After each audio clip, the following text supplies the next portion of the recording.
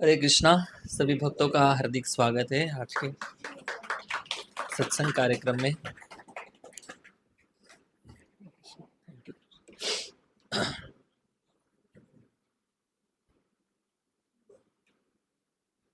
तो आज हम चर्चा करेंगे, बहुत विशेष महीना आने वाला है जिसको अधिक मास भी कहते हैं और पुरुषोत्तम मास के नाम से भी जाना जाता है। कब से आ रहा है, किसी को पता है तारीख? हाँ, 17 से 15 जून तक, 17 मई से 15 जून तक। मतलब आप सबको पता है, मुझे लग रहा था जो अमेज़न फ्लिपकार्ट पर जो सेल लगता है उसी की डेट पता होंगी शायद। तो ये आध्यात्मिक सेल अभी शुरू हो रहा है, तो इसकी डेट सब लोग नोट कर लो। श्रीमद् भागवतम में एक बहुत सुंदर श्लोक आता है। मैत्रेय मुनि और विदुर जी, इनके संवाद के बीच में एक श्लोक आता है। बताते हैं कि श्रीमद् भागवतम के तीसरे स्कंद का श्लोक है। जनस्य कृष्णात् विमुखस्य दैवात् अधर्मशीलस्य सुदुःखितस्य। जनस्य कृष्णात् विमुखस्य दैवात्। इस संसार में, थैंक यू।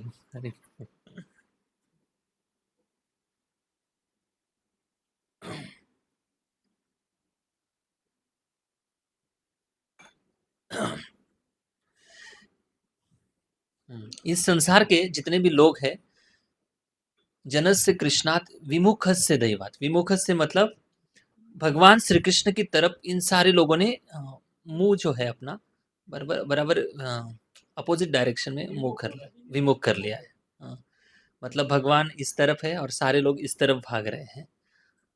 और इनको लग रहा है, लोगों को ऐसे लग रहा है कि हमें इस संसार की सारी वस्तुओं में, सारी लोगों के साथ रहने में, सारी संसार की चीज़ें एंजॉय करने में हमें एक दिन हम कामयाब हो जाएंगे, सुखी हो जाएंगे। लेकिन ये लोग इस तरफ भाग रहे हैं फिर, और भगवान भी अपने शुद्ध भक्तों की तरफ भागते हैं। वो थोड़ी ना भौतिकवादी लोगों की तरफ ध्यान देंगे, अपने शुद्ध भक्तों के साथ वो रममान रहते हैं। फिर भगवान भी अपनी दुनिया में आनंदित है और भौतिक संसार के जो लोग हैं ये भी इस दुनिया में भौतिक स्तर पर खुश रहने का प्रयास करते हैं। लेकिन इनके बीच में एक व्यक्ति आ जाता है और इन दोनों को एक साथ लेके आता है। वो है गुरु। जनस्य कृष्णात् विमुखस्य दैवात् अधर्मशीलस्य सुदुःखितस्य। इस संसार के लोग जीवन का जितना चाहे उतना दुख कम से कम करना है और सुख ज़्यादा से ज़्यादा बढ़ाना है, इसी में कंपटीशन लगा है कि नहीं? सब लोग इसी के पीछे तो पड़ रहे हैं। गुरु इनको बुद्धि सिखाते हैं और इनको प्रार्थना करते हैं कि प्रभु आ जाओ, भौतिक संसार में इन सब के ऊपर कृपा कर दो। तो ऐसे जो गुरु है चरण तीनों नाम, ऐसे विचरण करते रहते इस संसार में और सबका कल्याण करते रहते। तो वही गुरु की परंपरा। आपको लगता होगा लेक्चर के पहले प्रभु जी इतनी लंबी प्रार्थना क्यों गाते हैं? तो प्रार्थना इसलिए गाते हैं, इसका नाम है मंगलाचरण। बोलो सब लोग, क्या बोलते हैं? हाँ, मंगलाचरण। Thank you. मंगलाचरण का अर्थ ये होता है कि हम लोग जो भी कार्य करते हैं, भक्तिमय कार्य, अभी प्रवचन शुरू शुरू कर रहे हैं हम, तो इसमें कोई विघ्न ना आए, इसलिए मंगलाचरण बोलते हैं। दूसरा अर्थ ये है कि जो अध्यात्मवादी लोग होते हैं उनकी दिन की शुरुआत मंगलाचरण से होती है। गुरु शिष्य को जो परंपरा है उन सारी परंपराओं को प्रणाम करते हैं। क्यों? क्योंकि यही हमारे विघ्न विनाशक है। इन्होंने ही हमें इस भौतिक संसार से बचाया है और यही हमें भगवान तक मिलाने की क्षमता रखते हैं। इसलिए इन गुरु परंपराओं को प्रणाम करना बहुत ज़रूरी होता है। और हमारे भक्तिमय जीवन के जो भी संकट है, इन संकट से निकालने वाले गुरु ही होते हैं। और भगवान तब बचाएंगे जब गुरु हमारे लिए प्रार्थना करेंगे। गुरु जब हमारे जीवन में आए तब जाकर भगवान भी रक्षा करते हैं। तो इसलिए तुकाराम महाराज जी कहते हैं, दीन आनी दुर्बड़ासी सुख राशि हरि कथा, तारु भव साकरीचे ऊंच नीच अधिकारी। ये जो हरि कथा है इतनी शुद्ध और पवित्र है कि इस हरि कथा के संपर्क में आने से दीन और दुर्बल जो लोग हैं इनका कल्याण हो जाता है। और दीन और दुर्बल कौन है? दीन मतलब जो भौतिक दृष्टि से गरीब है वो, उसको दीन नहीं कहा गया है। दीन मतलब वो व्यक्ति है जो अपनी खुशी के लिए किसी व्यक्ति पर निर्भर है, जो व्यक्ति अपनी खुशी के लिए किसी वस्तु पर निर्भर है, उसको दीन कहा गया है। समझ रहे हैं ना आप? मतलब अपनी खुशी के लिए किसी के साथ किसी का टाइम माँगते हैं, किसी से कुछ सुविधाएँ माँगते हैं, इसको दीन कहते हैं। और लोग इग्नोर करते हैं। फिर ये लोग रोते हैं, चिल्लाते हैं, बोलते हैं हमें हर्ट कर दिया, हमें इग्नोर कर रहे हैं, है ना? ये दुनिया में ऐसे होता है। इसको दीन कहा गया और दुर्बल उसको कहा जाता है। दुर्बल मतलब उनके अंदर मन को नियंत्रण करने की शक्ति नहीं है। उनको अपने आप को स्थिर करके रखने की शक्ति नहीं है, उनको दुर्बल कहा गया है। बाहरी रूप से हम भले जिम में जाते होंगे, बड़े बॉडी बिल्डर होंगे, लेकिन इससे बलवान की कोई व्याख्या पूरी नहीं होती है। बलवान उसी व्यक्ति को कहा जाता है जो अपने मन के आवेगों को नियंत्रण में रख सकता है। हुँ, उसको बलवान कहा गया है। इसलिए इस संसार के जितने भी लोग हैं, दीन और दुर्बल हैं। इनके लिए एकमात्र औषधि है, वो है हरि कथा।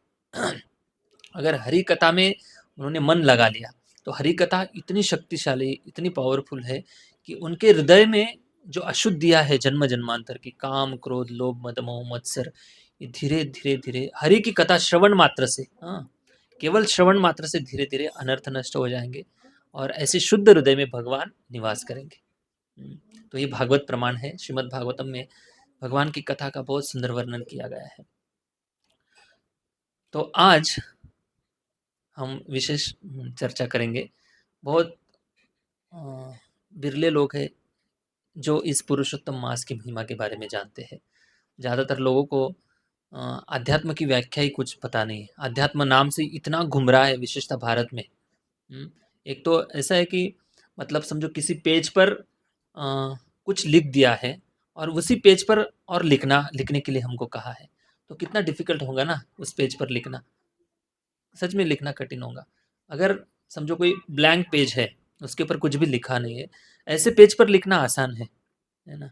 कभी-कभी जो विदेशी लोग हैं, उनको जब अपने प्रभुपाद जी की कृपा से, जो भक्तों के माध्यम से उनको भक्ति के प्रचार के संपर्क में जब आते हैं, तो उनको कभी-कभी प्रीचिंग करना ईज़ी हो जाता है क्योंकि उनके माइंड में, उनके स्मृति में अध्यात्म के बारे में लगभग नहीं के बराबर जानकारी होती है।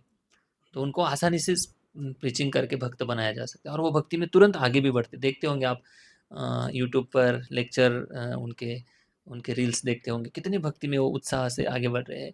लेकिन भारत में अध्यात्म के नाम से बहुत ज़्यादा गुमराह है।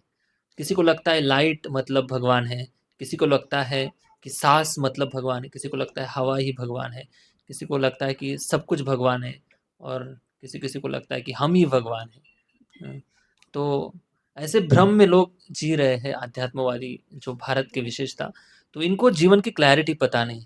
इसलिए जो भी व्रत वैकल्य करते हैं, उनकी भी ठीक से जानकारी नहीं और नहीं जानकारी होने के कारण उनको सही से फल भी नहीं मिलता है। इसलिए वो देवी-देवता बदलते रहते हैं। जैसे कोई कंपनी स्विच करते हैं ना हम लोग, 2 साल 3 साल हो गए, अभी पैकेज कम मिल रहा है, बहुत बॉस बहुत प्रेशर दे रहा है, तकलीफ दे रहा है, इसलिए स्विच कर लेते हैं, है ना? वैसे ही जब किसी देवी-देवता की भक्ति, उपासना जो भी करते हैं, कर्मकांड या मनगढ़ंत तरीके से, अगर रिज़ल्ट नहीं मिलता है, फल नहीं मिलता है, तो वो उस मंदिर को जाना बंद कर देते हैं, फिर दूसरे मंदिर में जाना शुरू करते हैं। तो ये दशा भारतवासियों की है। इसलिए अगर सही तरीके से शास्त्र पढ़ेंगे नहीं और शास्त्र भी सही पारदर्शी गुरु के माध्यम से जब जब तक नहीं समझेंगे, हुँ, तब तक हमें शास्त्र की क्लैरिटी नहीं आएगी और भले हम कर्मकांड भी क्यों ना करें, लेकिन कर्मकांड का भी फल ठीक से नहीं मिलेगा। इसलिए आज हम इस अधिक मास के बारे में जो महत्वपूर्ण बात है, बड़ी सिंपल है अ, लेकिन बहुत ज़रूरी है समझना। इसके बारे में आज थोड़ी हम चर्चा करेंगे। जैसे हम भक्ति तो करते हैं, लेकिन हम कलयुग के जीव हैं। कलयुग के जीव होने के नाते हमारे अंदर आलस है, प्रमाद है और कभी-कभी हमारी अश्रद्धा भी हो जाती है। जैसे हमारा श्रवण कीर्तन कम पड़ जाता है, वैसे हमारी गाड़ी अश्रद्धा की ओर चली जाती है। सच में भगवान है क्या? यार इतने दिन से माला तो खींच रहा हूँ। कभी-कभी ऐसे प्रश्न आ जाते हैं मन में। मन इतना हमारा शत्रु है, ये हमें बार-बार, बार-बार ऐसे भटकाने का पूरा प्रयास करेगा कि चलो इधर से सत्संग में क्यों जाना है? ये काम कर लेते, उधर जाते, ये कर लेते। मन हमें भटकाएगा, अलग-अलग प्रकार के प्रलोभन देगा। तो ये माया का काम है। हमें दृढ़ता से भक्ति में धीरे-धीरे भी क्यों ना हो आगे बढ़ते रहना चाहिए। तो ऐसी अवस्था में हमें इस भक्ति के मार्ग में आगे बढ़ने के लिए एकमात्र मदद करता है वो है शास्त्र और अधिकृत माध्यम से श्रवण करना। हुँ, पारदर्शी का अर्थ ये है, प्रभुपाद जी कई बार तात्पर्य में लिखते हैं, पारदर्शी व्यक्ति से श्रवण करो। मतलब पारदर्शी व्यक्ति का अर्थ ये है कि शास्त्र और स्पीकर और जो सुनने वाला है श्रोता, शास्त्र वक्ता और श्रोता, इन दोनों के बीच में और कोई बाधा नहीं हो रही है। मतलब जो श्रोता सुन रहा है उसको शास्त्र की वाणी सुनने मात्र से भगवान का दर्शन हो रहा है, भगवान की लीला का दर्शन हो रहा है, भगवान के धाम का दर्शन हो रहा है। बीच में ना गुरु गिरी करते हैं समझ रहे हैं, गुरु गिरी मतलब गिरी जो होता है ना, गिरी मतलब पर्वत। गिरी अगर बड़ा हो जाता है पर्वत तो पीछे का कुछ दिखाई नहीं देता है ना। उसी वैसे ही दादागिरी होती है ना मनुष्यों में एक बड़ा दादा बन जाता है, वो अपना प्रभुत्व जताता है सबके ऊपर। वैसे ही कोई आध्यात्म में गुरु अगर गिरी के समान बन जाता है, मतलब पर्वत के समान बड़ा बन जाता है, तो भगवान अदृश्य हो जाते हैं। मतलब भगवान को दुनिया के सामने नहीं लाते वो लोग। उनको पता है अगर भगवान का सही सही हमने व्याख्या किया जन समाज में तो हमारी वैल्यू कम हो जाएंगी, लोग हमारा पूजा नहीं करेंगे, हमें डोनेशन नहीं देंगे, फिर हमारा हमारी हमारी बिजनेस कैसे चलेगा, है ना। तो इस प्रकार के लोग भी हैं संसार में, भगवान की सही सही व्याख्या नहीं करते। तो प्रभुपाद जी लिखते हैं गुरु मतलब पारदर्शी। पारदर्शी का अर्थ है इससे होता है कि अगर कोई कांच है जिसको हम आर पार देख सकते हैं, मतलब ये ग्लास है समझो विंडो का, अगर ग्लास बंद भी किया है तो भी हम बाहर जो भी चल रहा है वो देख सकते हैं, उसको कहते हैं पारदर्शी। वैसे गुरु की वाणी में शास्त्र की सही सही व्याख्या चाहिए, तब जाकर लोगों का कल्याण होता है। तो यही शास्त्र में बड़ी सुंदर बातें कही गई है।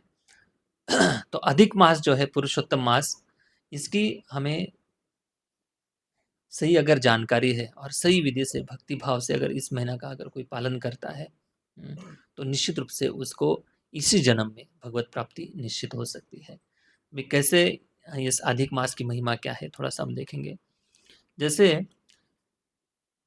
कभी कभी ऑफर लगती है ना, कभी मार्केट में ऑफर लगती है, 50% डिस्काउंट पर सेल चालू हुआ है, तो सब लोग डेट देखते रहते हैं, कौन सी डेट को शुरू हो रहा है, कौन से टाइम पे है। तो सब लोग वेट करते रहते हैं, चलो जाएंगे और मन चाहे जितना चाहे उतना खरीदी कर लेंगे। ऐसा होता है ना सबको, है ना। अमेजोन फ्लिपकार्ट वाले भी कभी कभी ऐड देते हैं, तो किसी को लगता है कि आईफोन 1 रुपये में मिल जाएगा और रात भर जागते रहता है लेकिन नहीं मिल पाता तो ये भौतिक जगत का ऑफर है। वैसे ही आध्यात्म में भी एक ऑफर आती है कभी कभी। तो ये जो ऑफर है हर 3 साल में एक बार आती है। मतलब इस अधिक मास में, इस पुरुषोत्तम मास में जो भी हम भक्ति में कार्य करते हैं उसका कार्तिक महीने में जो लाभ मिलता है उसका 1000 गुना लाभ मिलता है। मतलब अभी हम अगर एक माला जप कर रहे हैं तो कार्तिक महीने में एक माला जप करने से कितना लाभ मिलेगा? हाँ, 1000 माला। तो कार्तिक महीने में जो हम व्रत वैकल्य करते हैं उसका जो फल है वही व्रत वैकल्य जब हम अधिक मास में मतलब पुरुषोत्तम मास में करते हैं तो उसका कार्तिक मास का 1000 गुना बढ़ जाता है। तो सोचिए कितना फल मिलता है। हाँ तो इतना फल मिलेगा। तो देखते हैं यार अधिक मास की उत्पत्ति कैसे हुई। श्रीमद् भागवतम सॉरी श्रीमद् भागवतम में ये डिस्कशन आता है, सुद गोस्वामी और शौनक आदि ऋषि इन दोनों के बीच का जो संवाद है इसका वर्णन सारे पुराणों में आता है। ऐसा नहीं कि भागवतम में ही आता है, क्योंकि व्यासदेव जी ने अलग अलग जो शिष्य है उनको एक एक परंपरा सौंपी थी। श्रीमद् भागवतम की परंपरा सुखदेव गोस्वामी को दी थी, और अन्य जो पुराण है उनकी जो कथन की जो परंपरा है उनके उग्रश्रवा के पिता जो रोमर्शन सूत है, रोमर्शन उनको दी थी। फिर ऐसी परंपरा आगे बढ़ती रही। जब सूत गोस्वामी और शौनक आदि ऋषि नैमिषारण्य में मिले थे, नैमिषारण्य कितने लोग गए हैं यहाँ से? कोई गया है? हाँ, कभी जाएंगे नैमिषारण्य में, जहाँ पर भागवतम की कथा हुई थी सूत गोस्वामी और शौनक आदि ऋषियों के बीच में। शौनक आदि ऋषि मतलब 88,000 ऋषि नीचे बैठे हैं, और वो उनके जो प्रमुख है शौनक ऋषि है, और शौनक ऋषि 88,000 ऋषियों का प्रतिनिधित्व करते हैं, और सूत गोस्वामी आसन पर बैठे हैं। सूत गोस्वामी उनके उत्तर के रूप में कथा करते हैं।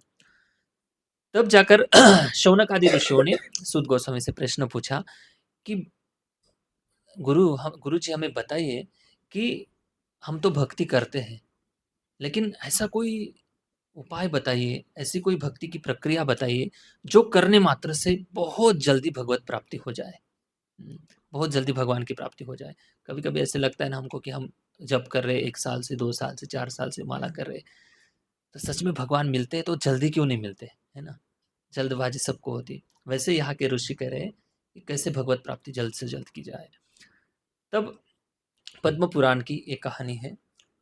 तब सुद गोस्वामी बताते हैं कि मेरे गुरु जो है, उनसे मैंने एक कहानी कथा सुनी थी कि एक बार नारद मुनि अ, बद्रीनाथ गए थे, जहाँ पर नर नारायण ऋषि निवास करते हैं और वहाँ पे जाकर नारद मुनि ने उनसे प्रश्न पूछा था, भगवान नारायण से।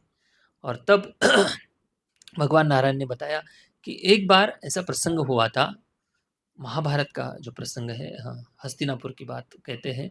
वो बताते कि जब पांडवों पर कौरव हमेशा अत्याचार करते रहते थे, अलग-अलग प्रकार के अन्यायपूर्ण व्यवहार करते रहते थे, तो उन्होंने 12 साल का उनको वनवास दे दिया था और 1 साल का अज्ञातवास दे दिया था। मतलब 12 साल में वनवास में रहेंगे और उसके बाद 1 साल अज्ञातवास, और 1 साल अज्ञातवास में अगर कौरवों को मिल जाते हैं, तो फिर से 12 साल का वनवास। मतलब इस प्रकार का जो अन्याय है, वो पता नहीं किसने भविष्य में उसके बाद किसने झेला होगा। फिर भी उन्होंने भगवान के प्रति श्रद्धा कभी खोई नहीं थी।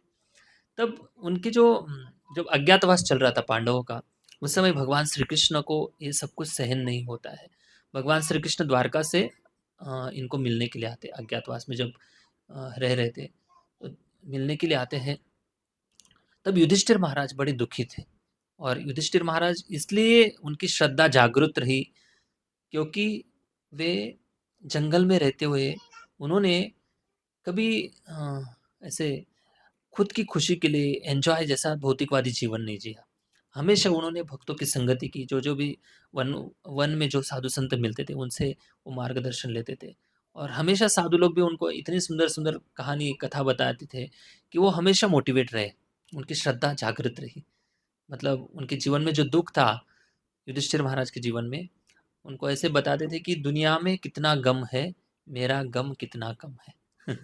इस निष्कर्ष पर युधिष्ठिर महाराज आ जाते थे कि देखो इतिहास में इन इन लोगों ने इतना झेला है, मैं तो कुछ भी नहीं झेल रहा हूँ। तो यही श्रवण के माध्यम से हमारी श्रद्धा जागृत रहती है। तब युधिष्ठिर महाराज भगवान श्री कृष्ण को पूछते हैं कि हम इतने प्रामाणिक रूप से जीवन जीते हैं, धार्मिक जीवन जी रहे हैं, और इतना कष्ट क्यों आया है हमारे जीवन में। तब भगवान श्री कृष्ण बताते हैं कि देखो, आपने कुछ जन्म पहले एक आपके हाथों से एक अनादर हो गया था। वो अनादर क्या था कि आपने पुरुषोत्तम मास के व्रत का अनादर कर दिया था। इसलिए आपके जीवन में इस प्रकार के दुःख को आपको झेलना पड़ रहा है। तब द्रौपदी वहाँ पे आती है और द्रौपदी पूछती कि ठीक है, इन 5 पांडवों ने कुछ अनादर किया था पुरुषोत्तम मास का, लेकिन मैंने क्या किया था? मैंने ऐसे कौन-सा अपराध किया है? और मैंने भी क कोई कम दुःख नहीं झेले हैं। तब द्रौपदी को भगवान बताते हैं कि देखो, आपने भी पिछले जन्म में आपने भी गलती से पुरुषोत्तम मास का अनादर किया था। अभी क्या अनादर किया था उसकी एक कथा बताते हैं। कहते हैं कि आप एक मेधावी ऋषि की कन्या थी और जैसे आप बड़ी होती जा रही थी, विवाह का समय आ गया था, लेकिन आपके पिता को लग रहा था कि करेंगे, बाद में विवाह करेंगे जब और भी बड़ी हो जाएँगे तब। तब ऐसे में कुछ कारण से आपके माता और पिता दोनों गुज़र गए थे। तब आप जवान कन्या थी और उस समय दुर्वासा मुनि वहाँ पर आते हैं और दुर्वासा मुनि आपकी पीड़ा देखकर बड़े दुखी हो जाते हैं और आपको कुछ सांत्वनाप्रद शब्द कहते हैं और बताते हैं कि बेटा, अभी कुछ ही दिनों में पुरुषोत्तम मास आ रहा है, अधिक मास आ रहा है। इसमें व्रत करने से, भगवान की भक्ति करने से कई हज़ारों गुना लाभ मिलता है। तो कृपा करके आप इस व्रत का पालन करो। तब आपके मन में पता नहीं कहाँ से दुर्बुद्धि आ गई कि आपने उस दुर्वासा मुनि के वचनों का अनादर कर दिया और ऐसे हँसी मज़ाक में वो टॉपिक को ले लिया आपने।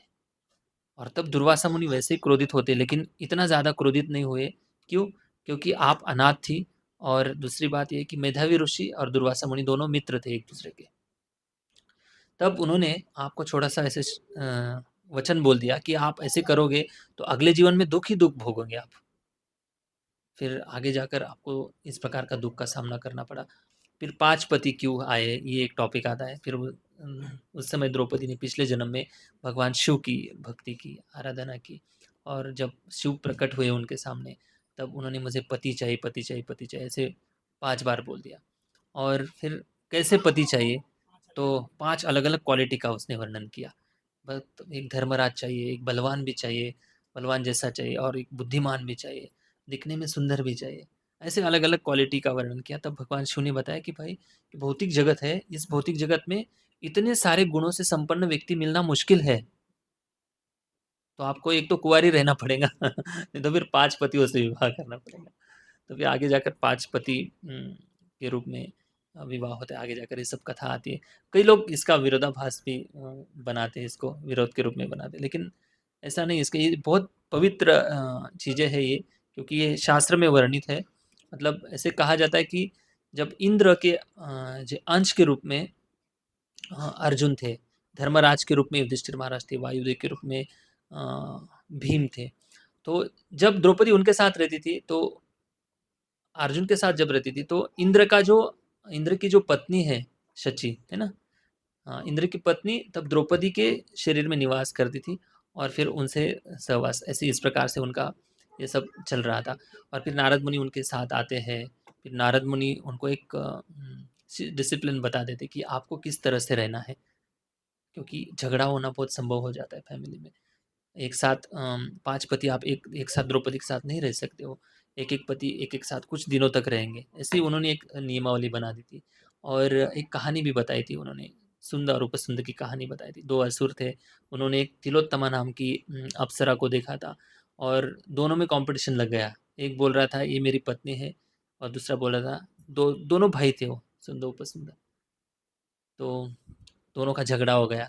वो बोला था आप, ये तेरी पत्नी है, ये मेरी पत्नी है, और ये तेरी भाभी है। ऐसे दोनों में झगड़ा हो गया। फिर एक दूसरे से मारपीट में एक दूसरे को मार देते थे। तो ये कहानी उनको पांडवों को बताई दी जाती है। ये सब प्रसंग होता है।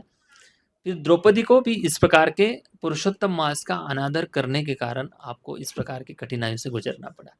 ये भगवान उनको याद दिलाते। तो पुरुषोत्तम मास क्यों करना चाहिए, पांडवों को भगवान इस कथा बताते हैं। तो प्रसंग ये आता है कि वैदिक कैलेंडर के अनुसार 2 प्रकार की काल गणना है। एक तो है सूर्य के अनुसार काल गणना, और दूसरे चंद्रमा के अनुसार काल गणना। तो दोनों कैलेंडर जो है कोई गलत और सही ऐसा नहीं है, दोनों कैलेंडर सही है। तो सूर्य की जो गति है, उस गति के अनुसार वो कैलेंडर की गणना चलती है, और चंद्र की जो गति है, उसकी भी कैलकुलेशन से वो कैलेंडर बनाया जाता है। तो सूर्य की गति की तुलना में चंद्रदेव की जो गति है, वो थोड़ी स्लो है। इसलिए हर साल में सूर्यदेव जो है और चंद्र, इन दोनों के बीच में 10 या 11 दिन का गैप हो जाता है, और ऐसे 3 साल में 1 महीना हो जाता है। और इस 1 महीने को फिर से चंद्र और सूर्य की जो गति फिर से एक साथ रीसेट करने के लिए ये अधिक मास आ जाता है। मतलब सूर्यदेव जो है हर महीने में एक राशि को परिवर्तन करता है। देखा होगा आपने, कैलेंडर में एक संक्रांति आती है, मतलब उस दिन संक्रांति जिस दिन रहती है, उस दिन एक राशि से दूसरे राशि परिवर्तन करने का जो समय होता है, वो उस दिन का होता है सूर्यदेव का। और पूरे साल में 12 राशि आती है। तो ऐसे कैलकुलेशन अगर करेंगे, तो हर 3 साल में 30 दिन कुछ बचते हैं, 30-31 दिन कुछ बचते हैं। और ये 30-31 दिन तक सूर्यदेव, मतलब जब अधिक मास आता है, तब सूर्य राशि परिवर्तन नहीं करता है, मतलब संक्रांति नहीं आती है। तो ये जो महीना होता है, अमावस्या टू अमावस्या होती है।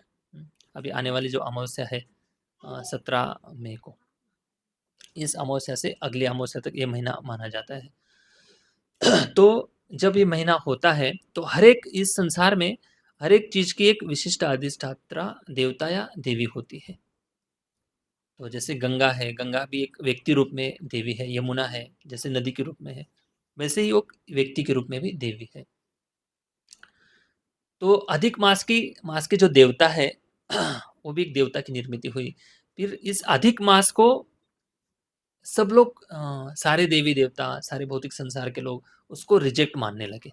मतलब ऐसे इसलिए रिजेक्ट मानने लगे क्योंकि इस अधिक मास में कोई कर्मकांड की दृष्टि से धार्मिक विधि, विवाह, गृह पूजा, वास्तु शांति और भी कोई बड़े जो दुकान ये वो ऐसे जो कार्य है वो सब नहीं किए जाते हैं। क्यों? क्योंकि इसमें कोई ऐसे विशेष तिथि नहीं आती है। सूर्य संक्रमण नहीं करता है इसलिए कोई तिथि नहीं आती है। इसलिए इसको कुछ लोग कर्मकांड के लोग जो लोग हैं उसको मलमास भी कहते हैं। मल मतलब जो वेस्टेज है, जो रिजेक्टेड है, उसको मल मास के समान मल के समान मानते हैं। वैसे इसको इस मास को मल मास भी कहा जाता है। और इस महीने की जो देवता है बड़ी नाराज होकर रोने लगे, बड़े खिन्न अवस्था में रहने लगे। और किसी ने बताया होगा कि अगर आप भगवान के पास जाएंगे तो भगवान आपका कल्याण कर सकते हैं। तो इस अधिक मास के जो देवता है सीधा वैकुंठ लोक चले जाते हैं और भगवान से प्रार्थना करते हैं। और भगवान से प्रार्थना जब की जा करते हैं, भगवान की स्तुति गान करते हैं कि भगवान आप शरणागत वत्सल हो, जिसका कोई सहारा नहीं है उसके आप सहारा बनते हो और सबके ऊपर कृपा बरसाते हो। आप परम पुरुष हो और सबके पिता के समान आप वात्सल्य दिखाते हो, इसलिए मैं आपको शरण आई हूँ। तो कृपा करके मेरा प्रणाम स्वीकार करिए, मेरी व्यथा समझिए। तब भगवान वैकुंठ लोक में भगवान नारायण जब उनकी व्यथा सुनते हैं तो भगवान इस मल मास की जो देवता है उसको लेकर सीधा गोलोक वृंदावन चले जाते हैं। मतलब वैकुंठ प्लैनेट है, उसके भी ऊपर गोलोक वृंदावन है, जहाँ पर गोलोक वृंदावन में राधा कृष्ण, उनके सखा सखिया, नंद बाबा यशोदा, ये सब गोलोक वृंदावन में निवास करते हैं। और वहाँ पे जाने के बाद वृंदावन गोलोक वृंदावन में जाने के बाद भगवान श्री कृष्ण को मिलते हैं। और भगवान श्री कृष्ण को भगवान नारायण बताते कि देखो ये अधिक मास है, अधिक मास की देवता है, बड़ी दुखी है क्योंकि इसको सारे लोग रिजेक्ट करते हैं, कोई इसको मान सम्मान नहीं देते हैं और इनके महीने में और कोई विधि विधान नहीं किया जाता है कर्मकांड की दृष्टि से।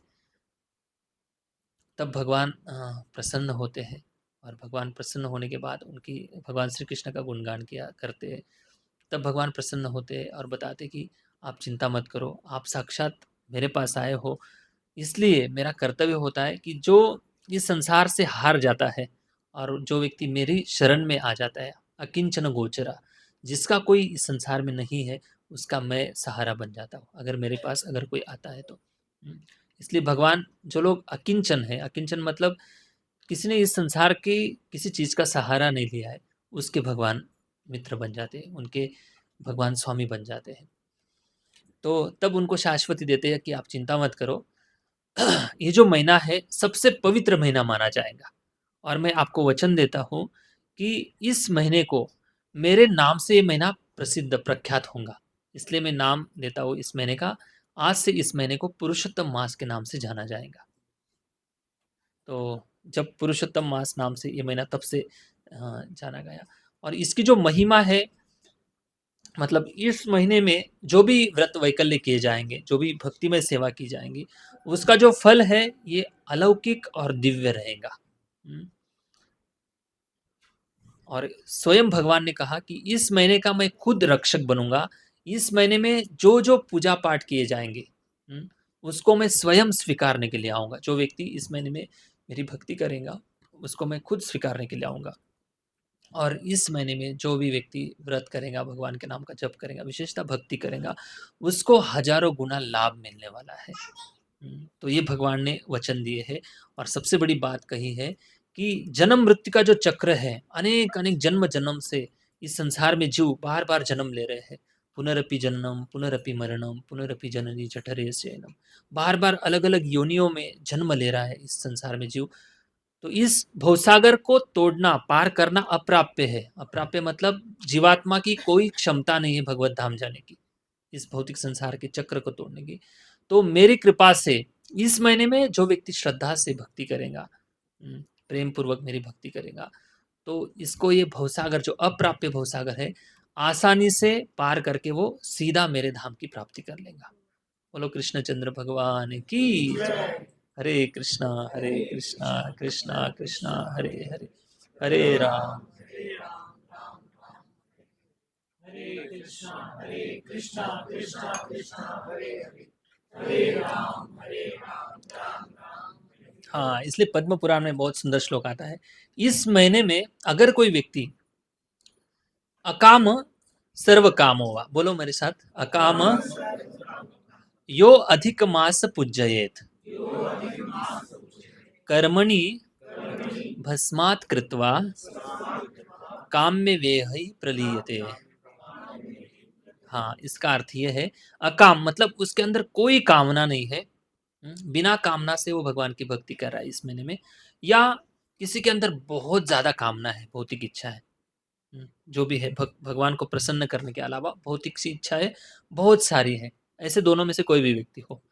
अगर कोई व्यक्ति अधिक मास में मेरा पूजन करता है, मेरी भक्ति करता है, कर्मणि भस्मात् कृत्वा, उसके जन्म जन्मांतर के जितने भी पाप राशि है, पाप कितने हैं किसी को पता नहीं। पाप राशि, राशि मतलब बहुत बड़े बड़े पर्वत है पाप राशियों के, हमें पता नहीं है।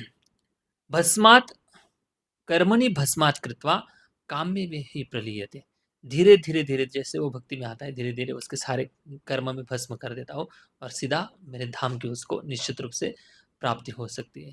तो ये भगवान बताते हैं। तो ये जो सेल है, इसकी श्रद्धा इसके ऊपर तब बैठेंगी जब हमारे मन को, हमने अगर वो प्रोग्राम बना दिया है कि हम भौतिक चीज़ों में इतना इतना इतना ऐसे ऐसे आगे बढ़ जाएंगे, तब जाकर हम सुखी होंगे। ये जब माइंड से निकल जाएगा ना, तब इन वचनों पर विश्वास बैठेगा, शास्त्र के वचनों पर। ऐसा लगता होगा कि आप बता तो रहे प्रभु जी इतना फल मिलेगा, ऐसा मिलेगा, वैसा मिलेगा, लेकिन सच में मिलता है क्या? हाँ, सच में मिलता है। 100% मिलता है। आप इसको प्रयोग में लाके देखो, करके देखो, तब जाकर इसका आप अनुभव करेंगे। तो ये जो महीना है, इस मल मास से कोई तब से कोई मल मास है, इसको जो जाने जाता था पहले मल मास के रूप में, तब से पुरुषोत्तम नाम से अभी तक जाना जाता है।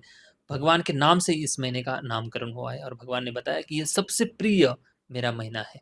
जैसे राधा रानी को कार्तिक महीना अर्पित है, वैसे ही भगवान को पुरुषोत्तम मास, जो अधिक मास है, ये अर्पित है। कितने लोग मराठी है यहाँ पर? हाँ। तो मराठी लोगों को पता होगा कि इस महीने में सबसे ज़्यादा नाम जो फ़ेमस है महाराष्ट्र में, क्या कहते हैं? किसी को याद है? धोंड्याचा महिना। धोंड्या मतलब कौन होता है? धोंड्याचा महीना मतलब जो दामाद होते हैं, इस महाराष्ट्र में बहुत चलता है कि इस महीने में दामाद को बुलाया जाता है घर पे और उसको बहुत बड़े अच्छे वस्त्र दिए जाते हैं और दान किए जाते हैं। तांबा और ये ऐसे धातु के जो बर्तन होते हैं वो दिए जाते हैं और सोने के कुछ गहने दिए जाते हैं। इस महीने में जो दामाद है जिनकी नई-नई शादी हुई है वो बहुत खुशी से मना लेते हैं। बाद में पता नहीं क्या होता है, भगवान जाने। धोंडिया इसको मतलब ऐसा कुछ शास्त्र में कोई नाम नहीं है। धोंडियाचा महीना ऐसे बहुत प्रचलित बन गया है। धोंडिया मतलब किसी को जावई दामाद को बोलते हैं धोंडिया। लेकिन वैसे ही बना दिया है वैसे चलते आ रहा है तो चलते आ रहा है। लेकिन कुछ लोग मानते हैं कि ढोंडिया मतलब जावाई जो है, दामाद जो है, उसको भगवान का स्वरूप मानते हैं और इसलिए उनको ये सब दान देते हैं। और लेकिन ये गलत धारणा है। दामाद को कैसे भगवान मान सकते हैं? ये गलत है ना?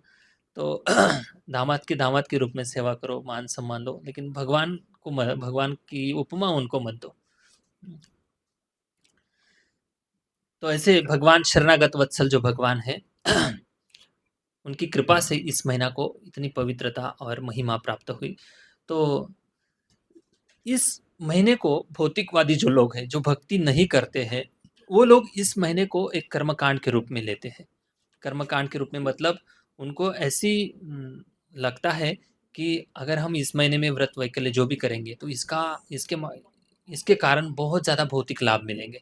मतलब वो सोचते हैं कि कण भर भगवान को देना है और मन भर प्राप्त करना है। मतलब भगवान को आंवला चढ़ाना है और भोपला मांगना है। ऐसे ऐसे उनके लोगों की धारणा है। और कैसे चढ़ाएंगे भी कैसे? मार्केट में जो सुपारी मिलती, छोटी छोटी सुपारी, जो कोई लेता नहीं, वो भगवान की पूजा में चढ़ाते। देखा आपने कभी? मैं एक दुकान पे गया था और मैंने बोला कि पूजा के लिए ऐसे ऐसे सामान दो। फिर तो उन्होंने देखा है कि देखो ऐसा यहाँ पर सब पूजा का पैकेट बनाया हुआ है और फिर ऐसे इतना खराब, वो ऐसे खजूर, खारी, खोबरा, मैंने वो देखा उसको। हाँ, वेस्ट कॉलेज। मैंने बोला ये कोई लेता है क्या? हाँ, बोले यही तो पूजा में चलता है। पागलपंती भाई। भगवान सबसे ऊंचा स्थान है इस संसार में। भगवान की सेवा में सबसे बेस्ट क्वालिटी की चीज अर्पण होनी चाहिए। हम्म, हम फूटी कौड़ी भगवान को चढ़ाते हैं और लाखों करोड़ों रुपए की मांग करते हैं, कैसे भगवान देंगे? हम्म, तो ये कर्मकांड की व्यथा है। कण भर देते हैं और मन भर मांगते हैं। कुछ रुपया 10 रुपए 20 रुपए के नोट चढ़ाते हैं और भगवान को प्रार्थना करते हैं, मेरा पैकेज इतना बढ़ा दो, मेरा लक लग जाए, मेरा ये हो जाए, मेरी फैक्ट्री ओपन हो जाए। हाँ, वीजा मिल जाए। नरक में जाने का रास्ता खुल जाए। पाप करने का। तो भौतिकवादी लोग इस महीने को इस प्रकार से लेते हैं। कुछ लोग ढोंडिया मतलब दामाद की पूजा करके पुण्य प्राप्त करते हैं। कुछ लोग ऐसे कर्मकांड के रूप में इस महीने में व्रत करते हैं, उनको लगता है बहुत ज़्यादा फल मिलता है। कोई बात नहीं, भगवान की कृपा होगी तो उनको भक्ति भी मिल जाएंगे। तो इस महीने में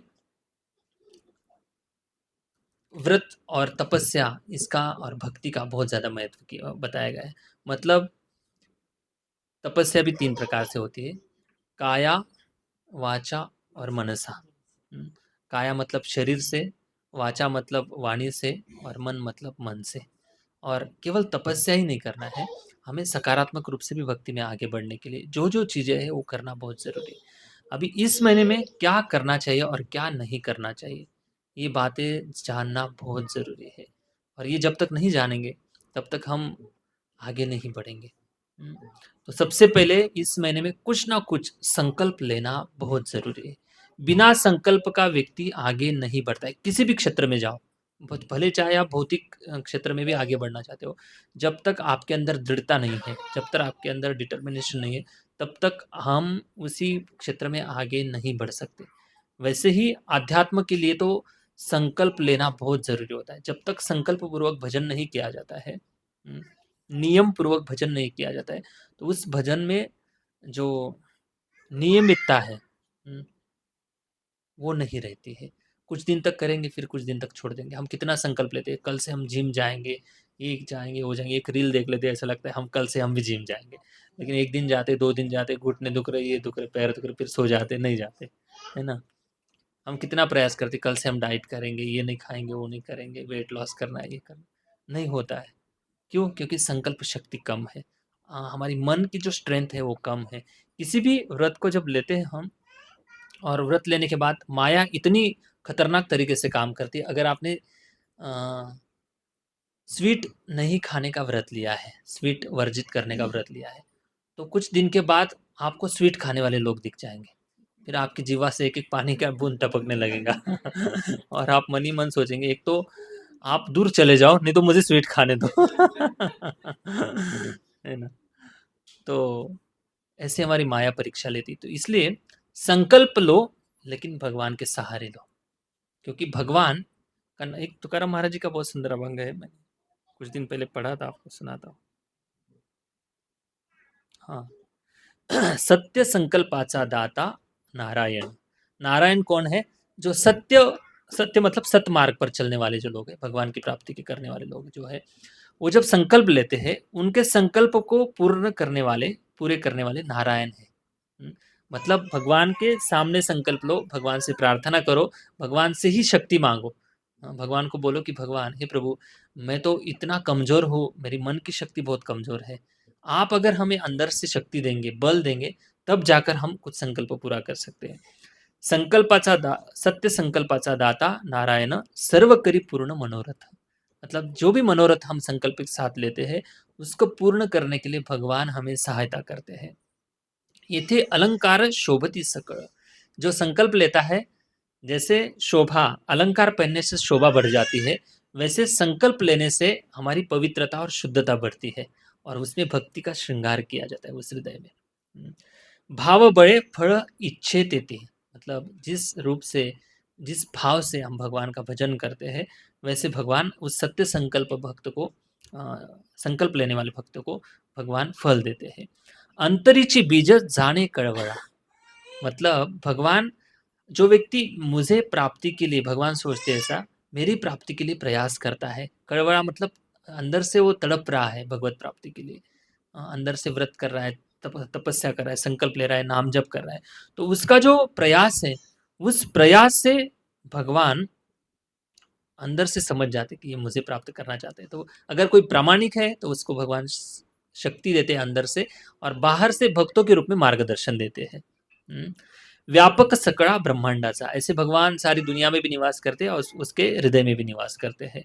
तुका म्हणे नाही चालत तातड़ी, इसलिए डरना नहीं। अगर संकल्प लिया है आपने, तो ऐसे मत सोचो कि आज मैंने संकल्प लिया है, मैं 10 माला 12 माला जप कर रहा हूँ या 16 माला जप कर रहा हूँ, तो उसका फल तुरंत 2 4 8 दिन में, 1 हफ्ते में, 1 साल में मिल जाएगा। नहीं, थोड़ा वेट करना पड़ेगा। किसी भी चीज़ को प्राप्ति करने के लिए प्राप्त काळ घड़ी आल्याविना, घड़ी मतलब टाइम, उसका टाइम जब आएगा तब अपने आप उस फल को फलित होते हुए हम देखेंगे। इसलिए किसी भी चीज़ को धीरज धैर्य रखना बहुत ज़रूरी है। इसलिए इस महीने में संकल्प लेना बहुत ज़रूरी है। संकल्प समझ रहे हैं ना आप?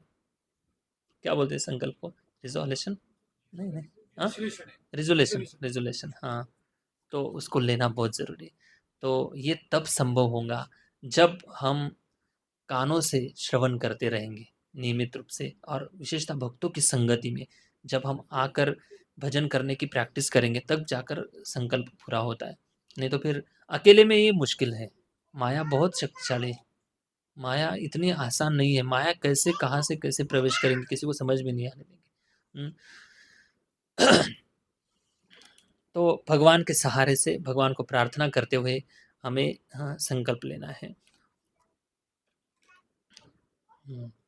तो ये जो महीना है, एक इसकी तुलना एक कल्प वृक्ष से की गई है। कल्प वृक्ष मतलब ऐसा एक वृक्ष है, उस वृक्ष के नीचे अगर हम जाएंगे और मन में जो इच्छा होंगी वो इच्छा व्यक्त करेंगे, वो कल्प वृक्ष आपको जो इच्छा है वैसा वर प्रदान कर सकता है, जो फल चाहे वो दे सकता है।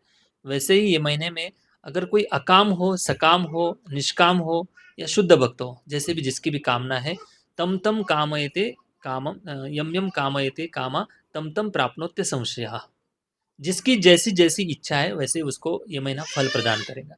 ऐसे कहा जाता है कि जो क्षत्रिय हैं,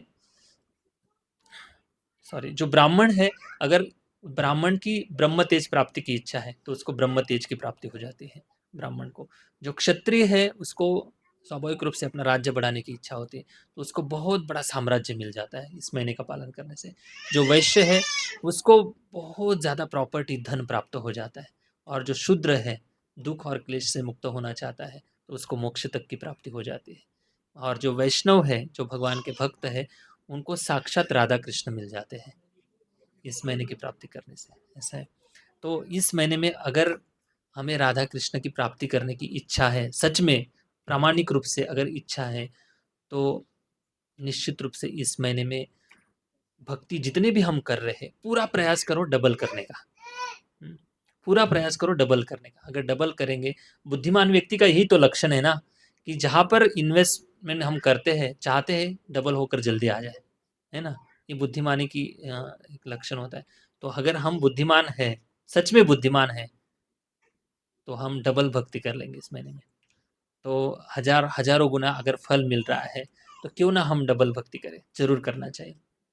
तो इस महीने में क्या करना चाहिए? देखिए, छोटी-छोटी बातें हैं। सबसे पहले तो हमें सुबह उठना है। कितने बजे? सबका सुबह का टाइम अलग-अलग है। कोई 8 बजे बोल देगा सुबह, कोई 9 बजे, कोई 12 बजे। हाँ, तो सुबह उठने का समय मतलब ये है, शास्त्र की वाणी से ब्रह्म मुहूर्त में उठना है। ब्रह्म मुहूर्त क्या है, किसी को पता है? हाँ, लगभग साढ़े 4 के बाद, सूर्योदय के 1.5 घंटा पहले, डेढ़ पौने 2 घंटा पहले से ब्रह्म मुहूर्त शुरू हो जाता है। तो 4:30 बजे तो कम से कम उठ जाना चाहिए। और उठकर क्या करना चाहिए? रील्स नहीं देखने हैं भाई। मोबाइल को पहले खोलना नहीं है। आजकल लोगों को उठते ही साथ मोबाइल की याद आती है। तो सबसे पहले उठकर, ब्रह्म मुहूर्त में उठकर स्नान करना है। सबसे पहले स्नान करना है। लोगों को इतनी आदत है, उठ तो जाते कभी-कभी, सब दुनिया घूम के आते, फिर 10 बजे स्नान स्नान करते, 8 बजे स्नान करते। ये गलत है। हाँ, फ्रेश होकर जितना शरीर शुद्ध रहेगा तो मन भी शुद्ध रहेगा। आप अनुभव करो, सुबह उठकर आप जिम में जाओ, माला करो, कुछ भी करते, कुछ लोग करते हैं ऐसा। स्नान करके आध्यात्मिक साधना करो, उसका फ़र्क क्या है? उसकी एक सात्विकता, उसकी प्रसन्नता और शुद्धता उस कुछ अलग ही रहती है। इसलिए सुबह उठकर पहले ब्रह्म मुहूर्त में उठना है और स्नान करना है। स्नान शास्त्र में ऐसी मान्यता है कि सुबह उठकर हमें गंगा में स्नान करना चाहिए। तो कहाँ पे है गंगा? भागते हुए जाएँगे, किसी के पास सिद्धि है गंगा में जाने की? तो पवित्र नदी में जाकर स्नान करना चाहिए। पहले के लोग हर प्रयास करते थे लोग, जहाँ पर भी पवित्र नदियाँ हैं वहाँ पर शहर गाँव बसते थे, वहाँ पर लोग रहते थे। लेकिन आजकल पॉसिबल नहीं है, आज तो हम घर में ही स्नान करते हैं बाथरूम में। कुछ तो मंत्र है ना, तो जो बोल के नहाने से सारी नदियों का पुण्य मिल जाता है। हाँ, गंगा हाँ, वो एक ये मंत्र है। है। हाँ, वो बोल सकते हैं मंत्र। मंत्र ये है कि अगर आपको गंगा नहीं मिल रही है, तो आप घर में गंगा जल बना सकते हैं और उसमें से कुछ ड्रॉप बकेट में डाल सकते हैं और फिर उससे स्नान कर सकते हैं। कभी-कभी किसी सबके घर में गंगा जल होता है। हम लोग जाते कभी धाम में जाते, वहाँ से गंगा जल लेके आते हैं। तो बकेट में 2-3 ड्रॉप डालो, गंगा जल हो गया, गंगा स्नान का फल मिल जाएगा। अगर गंगा जल नहीं है, तो घर में भी गंगा जल बना सकते हैं। कुछ आचमन पात्र होता है सबके घर, ऐसा वाला आचमन पात्र, उसको पानी से भर लो और उसमें ये जो बीच की उँगली है, इसको ऐसे डिप करना है, बस नाखून नहीं लगाना है, डिप नहीं करना है ऐसे। और एक मंत्र बोलना है ऐसे, गंगे च यमुने चैव गोदावरी सरस्वती नर्मदे सिंधु कावेरी जलेस्मिन् सन्निधि करो।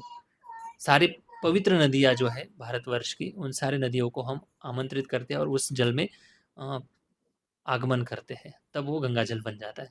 फिर उसमें से आप गंगा जल यूज़ कर सकते हैं, वही गंगा जल बनता है। इसलिए पवित्र जल से स्नान करना बहुत ज़रूरी है। सबके लिए पॉसिबल है, सबके लिए पॉसिबल है, कोई प्रॉब्लम नहीं। तीसरी बात है, सुबह उठने के बाद भगवान के नाम का जप करना। और कितना जप करना है? हमारे महाराज कहते हैं कि इतना जप कर कि हद कर दे, यमराज भी तेरा खाता रद्द कर दे। Very good. तो इतना जप करना चाहिए कि हद कर दे।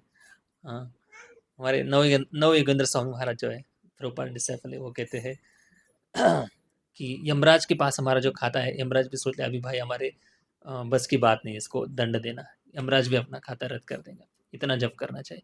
तो कम से कम डबल करने का प्रयास करो। जो 16 कर रहे हैं वो डबल बढ़ा दे, जो 10 कर रहे हैं वो 20 कर दे, कम से कम डबल तो कर सकते हैं। अगर 64 कर रहे हैं, कुछ लोग करेंगे इस महीने में, हमारे भक्त जो है साधना अच्छे से करते हैं, वो 64 राउंड चांटिंग करते हैं, तो और भी ज़्यादा बढ़ाकर माला करेंगे वो लोग। तो माला की संख्या इस महीने में बढ़ा देनी चाहिए। और और एक बात है कि भगवत गीता का जो 15वां अध्याय है, क्या नाम है 15वें अध्याय का? पुरुषोत्तम योग। भगवान के नाम से उस अध्याय का नाम है। तो इस महीने में हर रोज इस अध्याय का पाठ करना बहुत ज़रूरी है। इस अध्याय में मुझे लग रहा है 20 श्लोक हैं, ज़्यादा नहीं, हाँ 20 श्लोक है। तो 5-7 मिनट में सारे श्लोक बोल के हो जाएंगे। इस पूरे अध्याय का पाठ करना बहुत ज़रूरी है और कंपलसरी इस अध्याय का हर रोज पाठ करो, सुबह करो, शाम को करो, जब भी समय मिलता है तब करो। सबसे छोटा और इजीएस्ट। हाँ, 12वाँ अध्याय भी छोटा है और 15वाँ अध्याय भी छोटा है और ईज़ी कंठस्थ भी आराम से हो जाएगा, बहुत ईज़ी है। अगर आप 1 महीना हर रोज़ पाठ करेंगे इस अध्याय का, तो पूरे महीने में पूरे श्लोक पाठ हो जाएँगे आपके। हाँ, वही। 15वाँ अध्याय का पाठ करना है और दूसरा है श्रीमद् भागवतम के दशम स्कंद के अंदर 14वाँ अध्याय आता है, जिसमें ब्रह्म स्तुति है। ब्रह्मा जी ने भगवान की स्तुति की है, भगवान पुरुषोत्तम की। तो उस स्तुति का भी पाठ किया जाता है इस महीने में। अगर पॉसिबल है, तो ज़रूर करना चाहिए। इस ब्रह्म स्तुति का भी पाठ करना चाहिए, श्रीमद् भागवतम का। ब्रह्मा जी कहते हैं कि जो इस भागवतम का इस अधिक महीने में पाठ करता है, विशेषतः भागवतम का पाठ करता है, हर रोज घर में पाठ करता है, तो उसकी जो पुण्य की जो गणना है, मेरे कैलकुलेशन से बाहर है। ब्रह्मा जी की उम्र कितनी सोची है, हमारी कल्पना से बाहर है। हमारा कैलकुलेटर भी फेल हो जाएगा। ब्रह्मा जी बोल रहे कि मेरा कैलकुलेटर भी काम नहीं करेगा, इतना पुण्य मिलेगा। भागवतम का अगर कोई पाठ करता है, विशेषतः कृष्ण कथा का रोज व्यक्ति अगर कोई पठन करता है तो। और आगे एक चीज कर सकते हैं कि धाम निवास करना है इस महीने में। अगर हो सके तो वृंदावन, जगन्नाथपुरी, पंढरपुर धाम में निवास करना है। धाम निवास की भी महिमा इस महीने में बताई गई है। अगर धाम में जाते हैं तो भगवान का अभिषेक करना है। क्या बताएं? देखते हैं, हाँ चलेगा। तो धाम में जाकर अभिषेक भी करना है भगवान का। हाँ? अगर हम धाम नहीं जा पा रहे हैं, तो आजकल यूट्यूब पे धाम के दर्शन होता है, भगवान का दर्शन कर सकते हैं और रोज भगवान का अभिषेक भी होता है धाम में, उस अभिषेक का दर्शन कर सकते हैं और मन ही मन सोच लो कि मैं भी अभिषेक कर रहा हूँ। मानसिक रूप से भी अगर कोई भक्ति करता है, अगर जहाँ पर पॉसिबल नहीं है उस रूप से मानसिक बता रहा हूँ मैं, आप सोचेंगे कि नाम जप भी मानसिक कर लेते हैं। ऐसे नहीं चलेगा। कुछ चीज़ें मानसिक कर सकते हैं, लेकिन कुछ चीज़ें वाचिक, शारीरिक करना ही पड़ेगा। तो अभिषेक करना है धाम में जाकर, भगवान के धाम की परिक्रमा करनी है। और हाँ, भगवान को तुलसी दल अर्पित कर सकते हैं अगर घर में आपके श्री विग्रह है। अभी यहाँ पे कितने सुंदर जगन्नाथ जी है, गौरनिताय है, और अगर फोटो भी है घर पे तो उनको तुलसी दल अर्पित कर सकते हैं हम। 108 तुलसी दल लेकर, भगवान के जो पवित्र नाम है, भगवान नारायण के, भगवान श्री कृष्ण के 108 नामावली है, वो 108 नाम बोल बोल के एक एक तुलसी पत्र अर्पण कर सकते हैं। तो इससे भी भगवान की बहुत ज़्यादा कृपा मिलती है। अगर तुलसी पत्र नहीं अर्पित कर रहे, आपके घर में तुलसी महारानी लगाई है, उसको क्या बोलते हैं इसे, मंजरी आई है, तो मंजरी का हम उसको माला बना सकते हैं अपने हाथों से और भगवान को अर्पित कर सकते हैं। इससे भी भगवान बहुत प्रसन्न होते हैं। तो ये पूजा पाठ की विधि हो गई।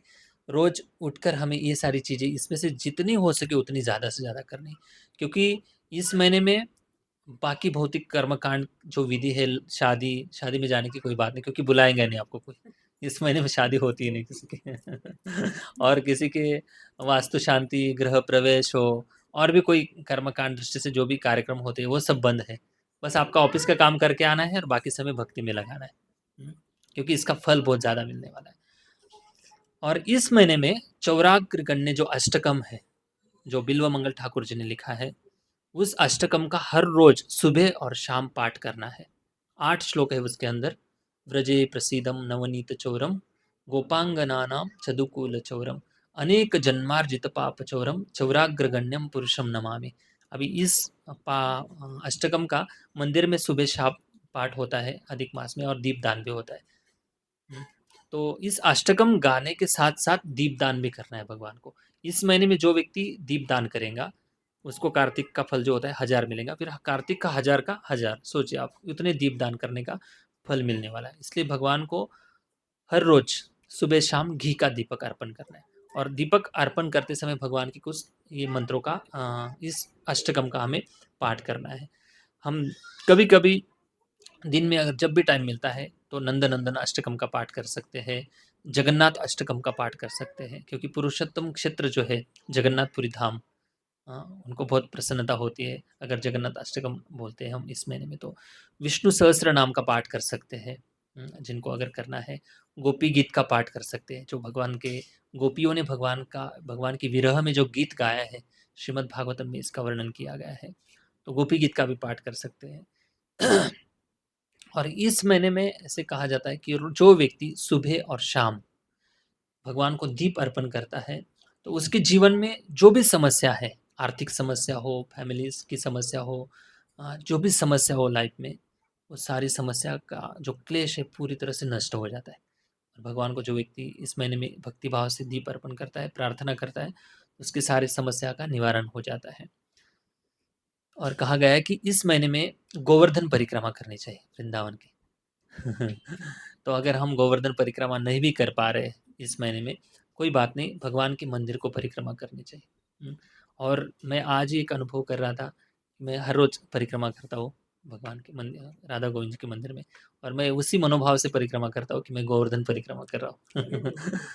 तो मैं हर रोज 11 परिक्रमा करता हूँ।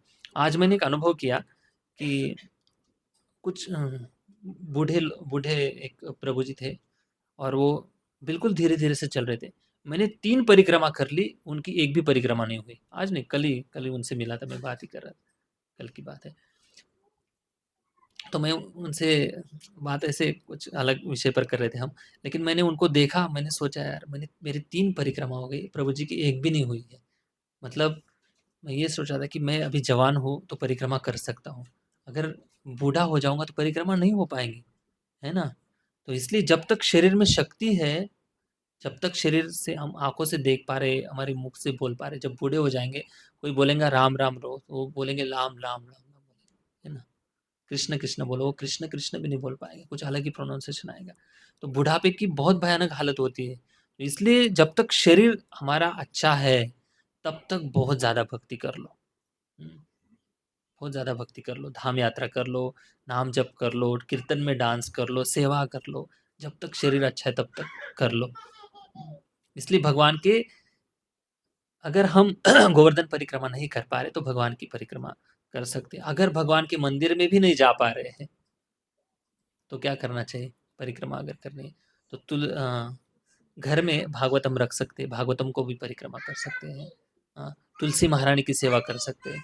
तुलसी महारानी को घर में तुलसी का जो गमला होता है सेंटर में रख के तुलसी महारानी को जल अर्पण करना है, परिक्रमा करनी है। तो तुलसी महारानी को 4 परिक्रमा करनी है। इस प्रकार से परिक्रमा की भी महिमा बताई गई है। तुलसी सेवा करनी है, हर रोज़ तुलसी को जल अर्पण करना है, तुलसी की पूजा करनी है। बहुत सारी चीज़ें हम हर रोज़ करते हैं, लेकिन याद से करना है इस महीने में, कोई एक दिन मिस ना हो जाए। और सबसे पहली बात है कि इस महीने में कुछ ना कुछ हमारी जो प्रिय वस्तु है खाने की, उसको त्यागना है। उसको ज़रूर त्यागना है, जिसके कारण हम जी नहीं पाते हैं। अगर किसी को स्वीट बहुत पसंद है, कचौरी बहुत पसंद है, किसी को पानी पूरी बहुत पसंद है, किसी को इडली सांभर बहुत पसंद है, तो ये जो पसंद वाली चीज़ है ना, वो इस महीने के लिए त्याग दो। क्यों त्यागना है? भगवान की प्रसन्नता के लिए। हम तिरुपति बालाजी जाते, सब लोग बाल देकर आते उधर, है ना? क्यों? इसके पीछे का रीज़न क्या है?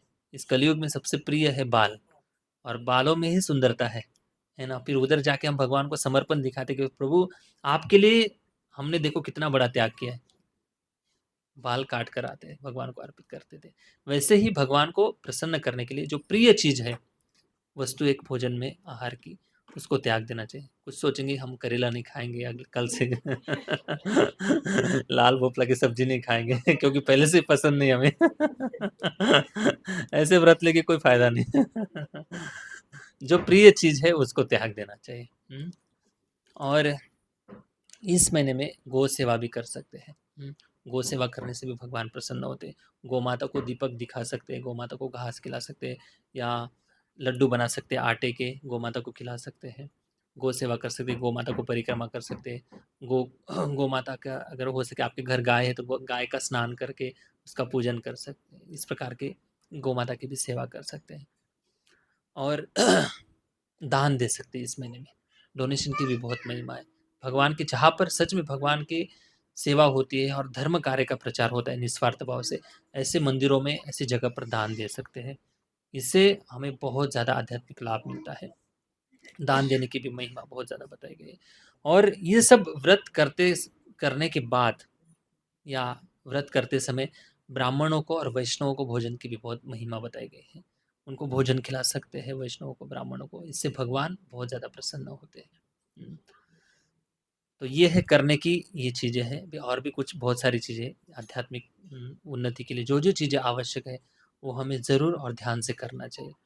और सबसे इम्पोर्टेंट बात है, ये तो करना है, ये तो साधन है, दूसरा असाधन क्या है वो भी जानना बहुत ज़रूरी है।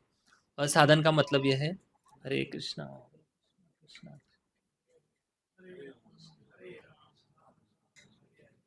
हरे कृष्णा हरे कृष्णा कृष्णा कृष्णा हरे राम राम।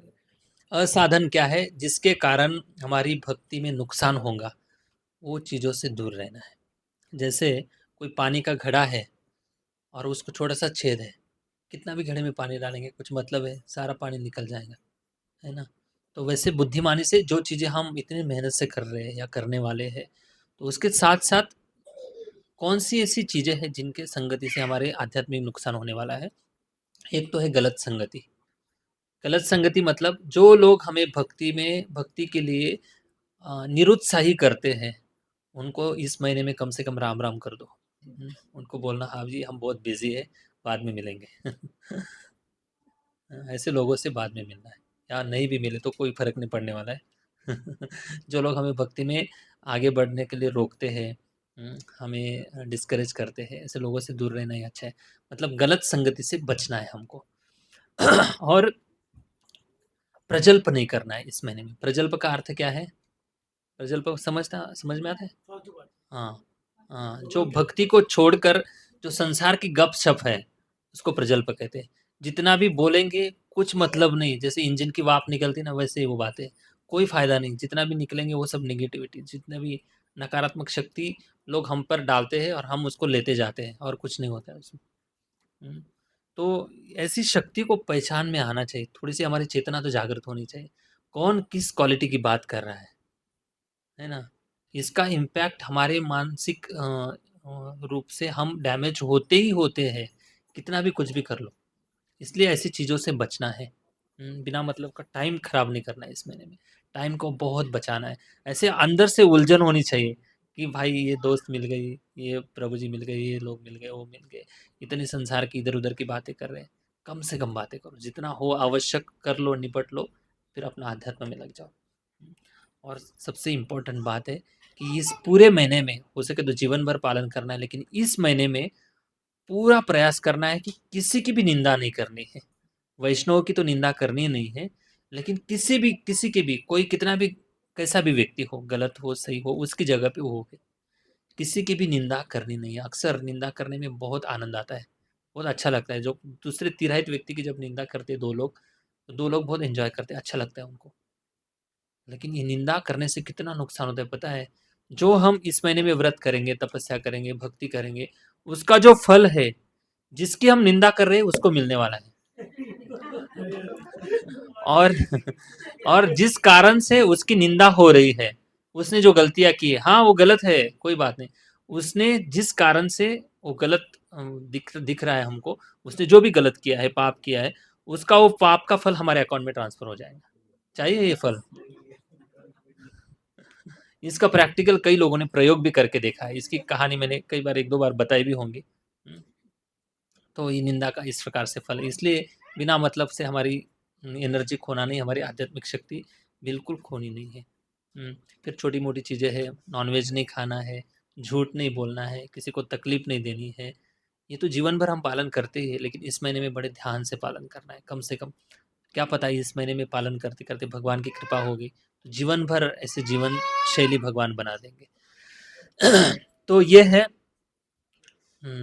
कुछ व्रत पालन करने के, और हो सके तो ट्राई करना है, अगर हम दिन में 4 बार खा रहे हैं, तो 3 बार पे आ जाओ। अगर 3 बार खा रहे हैं, तो 2 टाइम पे आ जाओ, 2 बार पे आ जाओ। अगर 2 बार खा रहे हैं, तो 1 टाइम पे आ जाओ। जो 1 टाइम खा रहे हैं, वो कम से कम खाते रहो। नहीं तो कम से कम हवा पे मत आ जाओ। हम कोई ध्रुव महाराज नहीं है। तो बेसिक चीज़ें ये है कि हम समझो हमारी क्षमता है 10 कदम चलने की, तो हम हमारी क्षमता 12 कदम चलने की तो बढ़ा सकते हैं आराम से, है ना? तो ऐसे भी बहुत ज़्यादा संकल्प भी मत लो कि मैं हर रोज़ 3 बजे उठूँगा और रात को 11 बजे सोऊँगा। और संकल्प ले लेंगे हम हर रोज़ 64 माला जप करेंगे, लेकिन 10 माला में ही हम रुक जाते हैं। तो ऐसे इतना भी ज़्यादा संकल्प भी मत लो कि हम उसको निभा ना पाएँ। हमारी शक्ति के अनुसार ज़रूर कुछ ना कुछ संकल्प लेना चाहिए। तो इससे हमें आध्यात्मिक लाभ बहुत ज़्यादा मिलने वाला है, और भगवान की कृपा बहुत ज़्यादा इस महीने में मिलने वाली है। भगवान को प्रसन्न करने का एकमात्र तरीका है, इस महीने में ज़्यादा से ज़्यादा भक्ति कर लो और भगवान की कृपा प्राप्त कर लो। और दीपदान करते समय एक मंत्र ज़रूर गाना है, मैं ग्रुप में शेयर कर दूँगा। वो मंत्र है, मेरे पीछे गाइए सब लोग, एक बार तो गा लीजिए। इस पुरुषोत्तम मास में इस मंत्र को गाना है। गोवर्धनम धरम वंदे, गोपाल गोपरूपिणाम, गोकुलत्सवैशानम, गोविंद गोपिका प्रियम। तो इस प्रकार से भगवान श्री कृष्ण का मंत्र है। तो राधा कृष्ण को प्रसन्न करने के लिए हम दीपदान अर्पण कर रहे हैं। इस भाव से इस मंत्र को गाते हुए दीपदान करना है। ओके, हरे कृष्णा। जय श्री प्रभुपाद की जय। जय श्री राधा गोविंद देव भगवान की जय। श्री निताई गौरचंद्र भगवान की जय। श्री जगन्नाथ बलदेव सुभद्रा महारानी की जय। हरे Krishna.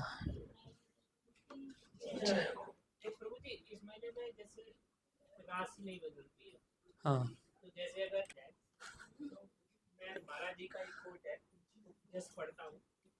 Most people worship God as their order supplier.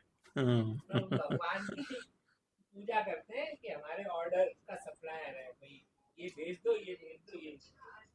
But Vrindavan consciousness is simply to give pleasure to Krishna and to not expect anything in return except opportunity to serve Krishna.